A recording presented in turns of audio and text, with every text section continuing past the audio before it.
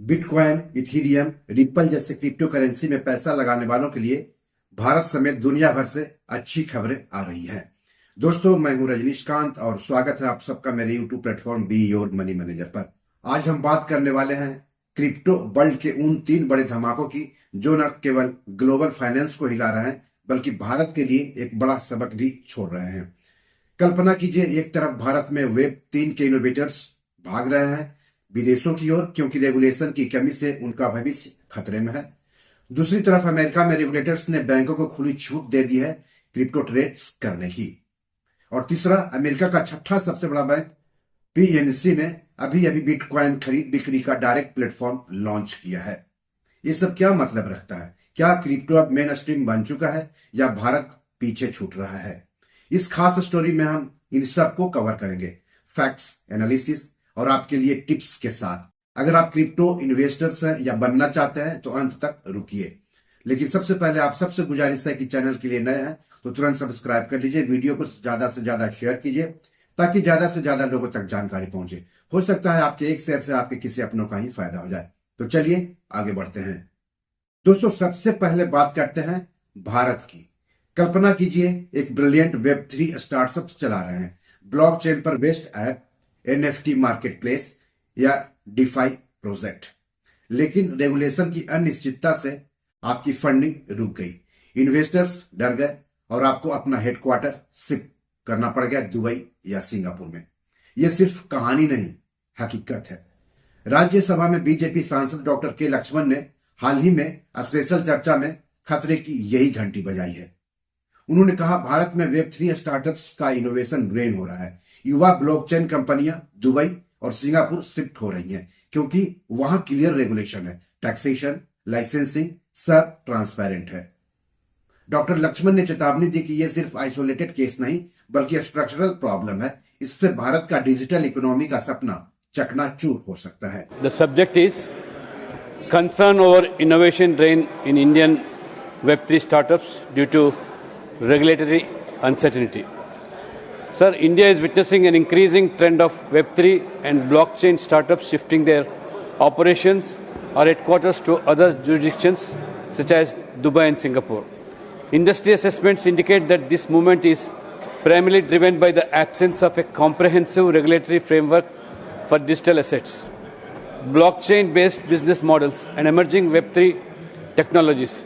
The current environment, marked by unidentified standards and fragmented compliance requirements, has created uncertainty for entrepreneurs who operate in fast-evolving technological domains. Many of these companies continue to employ Indian talent and develop products from within the country, demonstrating the strength of India's skilled workforce and innovation capacity. However, the lack of clear policy guidelines, particularly in areas related to compliance norms, registration processes, consumer protection mechanisms, and innovation governance, has made it challenging for startups and investors to make long-term strategic decisions. As a result, several high-potential enterprises are relocating abroad, contributing what industry stakeholders describe as an emergency innovation drain that could affect India's long-term technological leadership. Given the economic and strategic significance of Web3 technologies, it is important to assess existing regulatory gaps and examine possible approaches to ensure clarity and predictability of stakeholders. A stable, transparent, innovation-enabling framework would not only strengthen investor confidence but also encourage enterprises to retain their core operations within India. Such an approach would support the country's aspirations for a resilient digital economy and contribute to the broader vision of Vikasit Bharat 2047. I urge the government to look into it. सांसद लक्ष्मण ने जो चेतावनी दी है उससे जुड़े facts भी आप जान लीजिए। 2025 के पहले 10 महीनों में इंडियन वेब 3 स्टार्टअप्स ने $653 मिलियन फंडिंग रेज की, लेकिन ये फॉरेन वीसी से आई। लोकल इन्वेस्टर्स साइडलाइन पर हैं। क्यों? Regulatory uncertainty. सरकार ने वीडीए वर्चुअल डिजिटल एसेट्स पर टैक्स तो लगाया 30% फ्लैट, लेकिन कॉम्प्रिहेंसिव फ्रेमवर्क नहीं बनाया। एक्सचेंज जैसे क्वाइन डीसीएक्स और क्वाइन स्विच चेक कर रहा है कि इंडस्ट्री छोटी है लेकिन ग्रोथ के लिए प्रायोरिटी चाहिए। हैश डिमर्जेंट की रिपोर्ट कहती है भारत में लोकल कैपिटल से सिर्फ 1% वेब डेवलपर्स को ही फंडिंग मिल रही है। दुबई जैसे प्लेसेस में प्रेडिक्टेबल रूल्स से कैपिटल रेज आसान हो गया है, ग्लोबल ऑपरेशन स्मूथ हो गई है। डॉक्टर लक्ष्मण ने सरकार से अपील की है इस मैटर को जल्दी लुक इन करें। क्या भारत वेब3 कैपिटल बनेगा या इनोवेशन का एक्सोडस जारी रहेगा? यानी डॉक्टर लक्ष्मण साफ साफ सरकार से मांग कर रहे हैं कि क्रिप्टो को लेकर के आप स्पष्ट कानून बनाइए तो डिजिटल इकोनॉमी को बूस्ट मिलेगा। दोस्तों, अब नजर डालते हैं अमेरिका पर, जहां क्रिप्टो का खुली बाहों से स्वागत किया जा रहा है।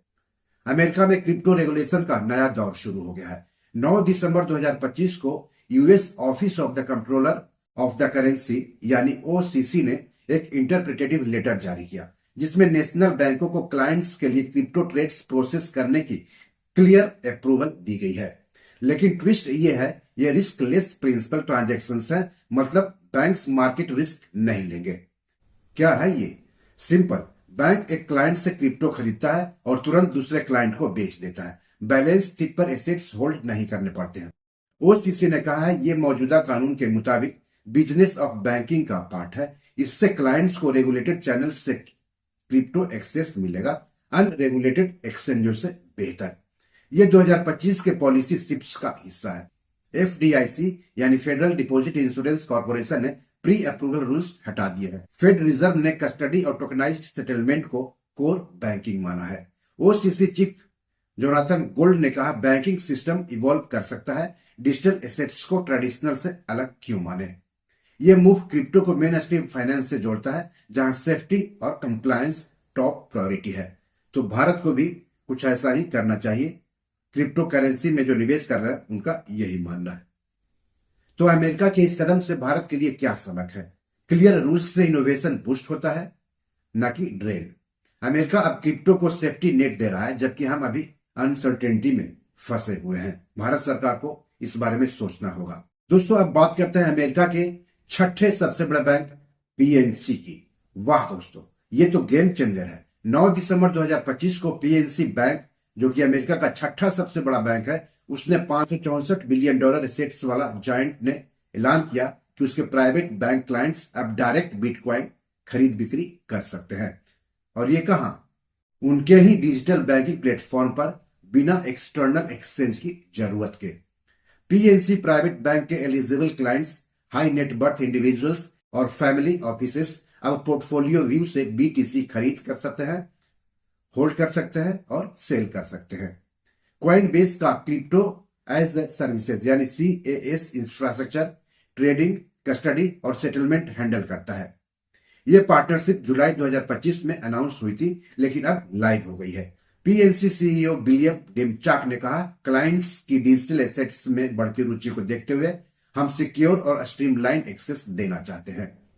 यह पहली बार है जब कोई मेजर यूएस बैंक ने स्पॉट बीटीएस ट्रेडिंग को अपने प्लेटफॉर्म में इंटीग्रेट किया है। पहले सिर्फ ईटीएफ या कस्टडी ऑफर करते थे, लेकिन अब डायरेक्ट बिटकॉइन। क्या यह बिटकॉइन को $1,00,000 की ओर पुश करेगा? भारत में क्या? अभी FIU यानी financial intelligence unit registered exchange पर डिपेंड, लेकिन पीएनसी जैसा मूव इंस्पायर कर सकता है। तो दोस्तों, इन 3 न्यूज को जोड़कर देखें। भारत में रेगुलेशन की कमी से इनोवेशन ड्रेन हो रहा है। अमेरिका में कमोडिटी से बैंकिंग क्रिप्टो को इनगल्फ कर रही है। पीएनसी का लॉन्च दिखाता है क्रिप्टो अब वेल्थ मैनेजमेंट का पार्ट है। भारत के लिए सबक क्या है? सरकार को जल्दी ही वीडीए यानी वर्चुअल डिजिटल एसेट्स बिल लाना चाहिए। टैक्स डिडक्शन, लाइसेंसिंग क्लैरिटी इससे आएगी, नहीं तो हम ग्लोबल वेब 3 रेस में पीछे रह जाएंगे। फ्यूचर क्या है? 2026 तक भारत में भी बैंक क्रिप्टो सर्विसेज ला सकते हैं, अगर रेगुलेटर्स एक्ट करें तो आपके लिए क्या टिप्स है? अगर बिटकॉइन आपके पास है तो यूएस मूव्स पर नजर रखें, प्राइस बूस्ट हो सकता है। अगर भारत में है तो FIU यानी फाइनेंशियल इंटेलिजेंस यूनिट एक्सचेंजेस का इस्तेमाल करें और खुद से रिसर्च करके क्रिप्टो करेंसी में निवेश को लेकर के कोई भी फैसला करें। दोस्तों, ये थी क्रिप्टो की hot story. Be your money manager में आज इतना ही। आपको क्या लगता है, भारत कब कैचअप करेगा क्रिप्टो करेंसी को लेकर के? कमेंट्स में बताइए। वीडियो पसंद आया तो लाइक करें, शेयर करें और चैनल सब्सक्राइब कर लें नेक्स्ट अपडेट्स के लिए। एपिसोड कैसा लगा इसके बारे में भी लिखिएगा। इस एपिसोड या पैसे जुड़े कोई सवाल हो तो जरूर पूछिएगा। आगे किस टॉपिक पर वीडियो चाहते हैं बताएंगे तो अच्छा लगेगा। धन्यवाद, नमस्कार।